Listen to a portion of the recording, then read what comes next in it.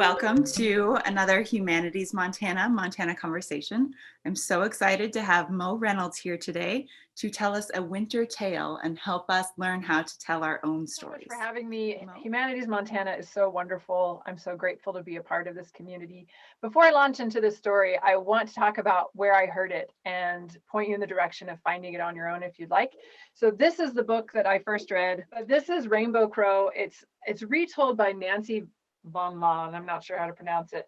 And this is a well-loved book, and I read it a lot when I was the librarian, and it became one of the first stories that I started telling as a storyteller.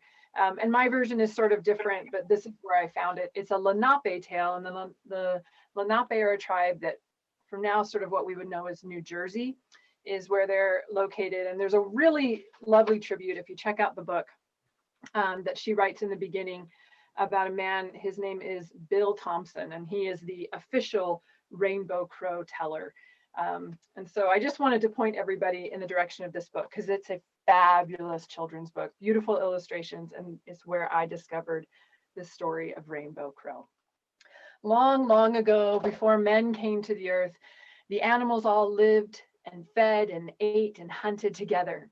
And one day something new and exciting happened. Little white fluffs began falling down from the sky. And at first they pinched their noses and it was cold on their cheeks and it was very exciting, and they all stuck their tongues out and captured it like little children do, as we know today. And the snow kept falling and falling, and they played in it and they rolled in it and they threw it at each other, and it was delightful until suddenly they couldn't find little mouse. And then they couldn't find little rabbit. And then they had to hunt for them, and the small animals had to climb onto the backs of the bigger animals because the snow just kept falling. And the clouds got thicker and thicker, and the snow got deeper and deeper until all the small animals were climbing and shivering and hiding on the backs of the older animals. And the smoke, or the fog and the snow, got so thick that they couldn't light fires or have light or heat, and it was blocking out the sun that they knew was far, far away in the sky. And so the animals were afraid and cold and lonely. And they knew that the sun was far, far away, and if they could just get to it and bring a little bit of it back, then they could have hope and light and fire again. But who would go? So they all gathered together, shivering, and they began discussing who would go and get the fire. Well, the mouse piped up, I'll go, I'll go. No, you're too small. Well, the coyote volunteered, I'll go, I'll go. No, we don't trust the coyote. And one by one, more and more animals volunteered, too small, too short, too quick. We don't trust them. Until a voice came down from the heavens, from the tip top of the tree. And the voice simply rang out and said, my wings are strong. My heart is brave. I will help my friends. And down from the tree branches flew Rainbow Crow.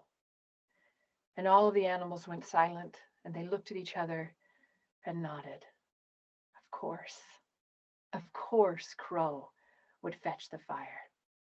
And so Squirrel ran over and broke off a branch and brought it and offered it to Rainbow Crow. And she picked it up in her beak and launched off towards the sky, beating her wings.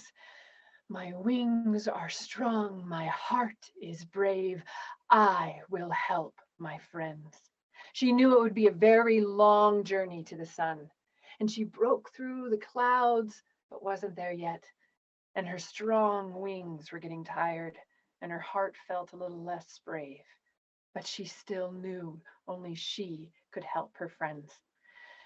And when she thought she had nothing left in her wings, she told her heart, I can do it 3 more times. I have 3 more beats in my wings. My wings are strong. My heart is brave. I will help my friends. And she burst through the tip top of the clouds, and there was the sun, so bright that it blinded her eyes, and tears rolled down her cheeks. The sun saw Rainbow Crow, and he spoke to her and he said, why have you come? And she moved her beak carefully so as not to drop the stick. And she said, my friends are cold, lonely, and afraid. I need to bring them fire. The sun then flicked a flame, and it landed on the tip of Rainbow Crow's stick. And then the sun said, "Go and take that to your friends, but fly quickly, because fire will do what fire does. It will burn that stick." Rainbow Crow nodded and began to soar down, down, back to her friends. And it was easier to go down than it was to fly up. But the sun was right. That fire began to burn. And as it burned, it got closer and closer to Rainbow Crow. And the ashes and the sparks began to fly off the end and land and sizzled on her feathers. And it began to char the feathers on her head and then on her back. And the smoke blinded her. And the fire got closer and closer. And it began to twist her beak as it melted around the stick. And her feathers were turning black and gray with soot. Her eyes were streaming tears, and she felt blisters on her tongue and on her throat. And she closed her eyes and she said to herself, "My wings are strong. My heart is brave. I will help my friends." And she beat her wings faster and faster, which made the flames burn hotter and hotter, more ashes, more soot, more sizzling, more melting, more blistering. And her voice felt weaker in her heart. "My wings are strong. My heart is brave." But she felt neither strong nor brave. And then she popped out under the clouds and saw her friends far below. And they had gathered together and they had put all of their sticks and logs together to make a huge pile, waiting, searching the sky for Crow. And so she smiled. "I will help my friends. I have 3 beats left." And she gave everything she had to her wings. "My wings are strong. My heart is brave. I will help my..." And then she tumbled to the ground, and the stick broke out of her beak and landed on the pile and erupted into flames. And she laid crumpled on the ground. And all of her friends were so happy. They danced and they cheered and they shouted, and they all grabbed a stick out of the fire and they took it back to their homes and they lit fire in their own homes, and they were so grateful. And then they remembered Crow, and they ran back, and she was covered with ashes. She was trembling. Her beak was twisted. Her eyes were gray. She looked like she was barely alive, rattling with each breath. And then the sun broke through the clouds, and one beam of light landed on Rainbow Crow. And they heard a voice from the heavens. And the voice of the sun said, "Crow, your wings are strong. Your heart is brave, and you have helped your friends. And for that, I will give you 3 blessings. Number 1, Crow, your feathers will never look as they did before. They will forever be burnt and blackened by the fire you brought your friends. But that black will be so deep and rich that in every feather we will see the rainbow." And Rainbow Crow stood up, and her beak straightened, and the old ash feathers fell out, and in their place grew new, black, glistening feathers that truly were so rich and deep and black that the rainbow was in every single one of them. And then the sun spoke again, "Crow, men are coming.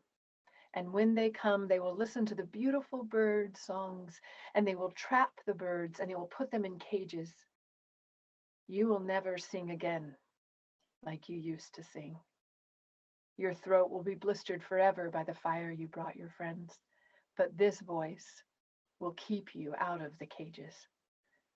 And Rainbow Crow looked up at the sun, and she opened her beak and let out a caw! And it was rough, and all the animals snickered. But Rainbow Crow was happy because she knew that voice would never put her in a cage. And then the voice of the sun spoke the third time. Crow, when men come, they will also bring bows and arrows. They will hunt birds and they will roast them and eat them. But your meat, your muscles will forever carry the smoke of the fire that you brought your friends. And men will not hunt you. Men will never want to eat crow. Your gift to your friends will keep you free. And so Rainbow Crow stretched out her wings that were strong, and she felt her heart that was brave, and she looked at her friends who were warm.